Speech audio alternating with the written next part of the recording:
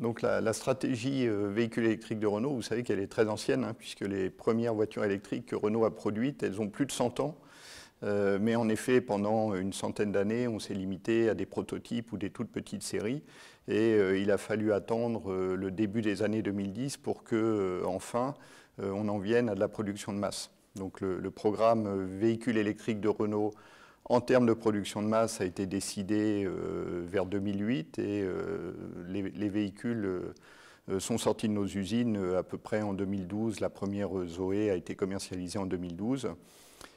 Zoé, c'est un peu le flagship de notre gamme, mais on a d'autres véhicules électriques également, hein, donc Kangoo électrique, Twizy, Fluence électrique.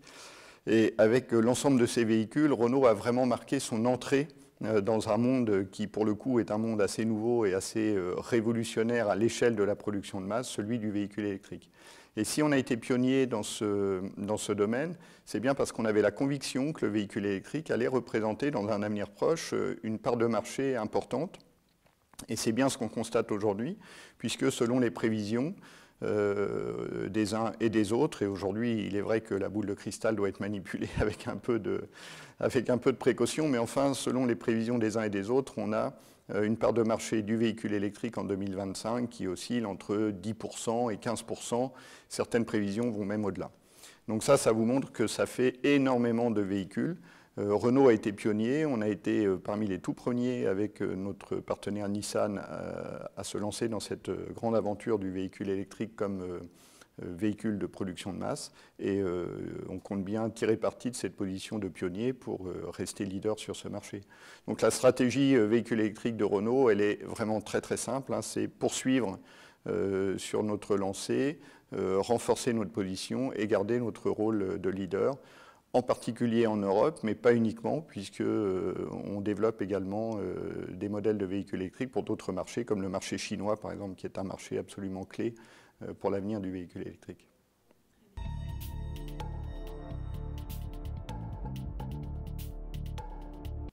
En fait, ça, c'est une question extrêmement stratégique et c'est une question qu'évidemment, on s'est posée très très tôt chez Renault quand on a décidé d'aller en production de masse. Et quand on l'a fait, il faut bien reconnaître que l'offre en termes de cellules pour des applications véhicules électriques était extrêmement limitée. Les grands fabricants de cellules avaient des marchés énormes sur le marché du smartphone, de l'ordinateur portable, des tablettes. Mais l'offre pour des véhicules électriques était extrêmement limitée.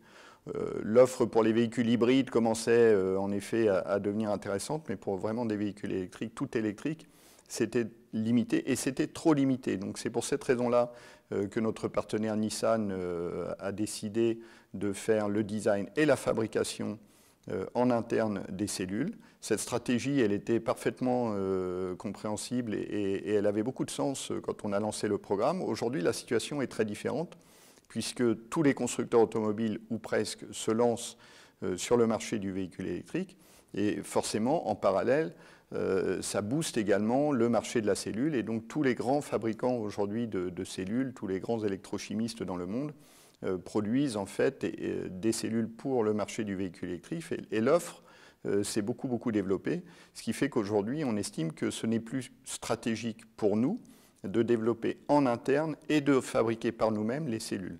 L'investissement au passage que représente cette fabrication est énorme. Et donc aujourd'hui, on est plus sur une stratégie de co-design des cellules avec nos grands fournisseurs.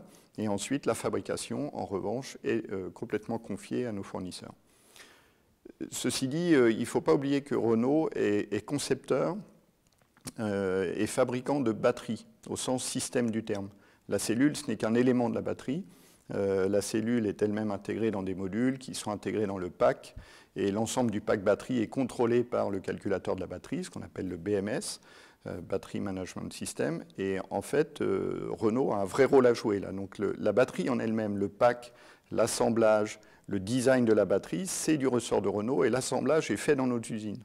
Donc même si la cellule est fabriquée par des fournisseurs extérieurs, l'ensemble de la batterie reste quand même du ressort de Renault et on garde en effet cette prérogative et on n'a absolument pas l'intention de l'abandonner parce qu'on estime que ça c'est stratégique, c'est très lié à l'architecture de la voiture Et c'est très lié à la performance globale de la voiture. Donc ça, c'est important aussi d'avoir bien ça en tête. Et puis, le fait que nous achetions nos cellules ne nous dispense pas d'avoir des équipes internes qui soient compétentes dans le domaine de la cellule, pour une raison très simple, c'est que d'une part, il faut qu'on soit compétent et fort en interne pour pouvoir discuter efficacement avec nos fournisseurs. Et puis ensuite, il faut aussi qu'on fasse, comme j'ai expliqué tout à l'heure, un co-design, parce qu'aujourd'hui, l'achat sur étagère de cellules, c'est quelque chose qui n'est pas très bien adapté encore au design et à l'optimisation finalement du design de la batterie.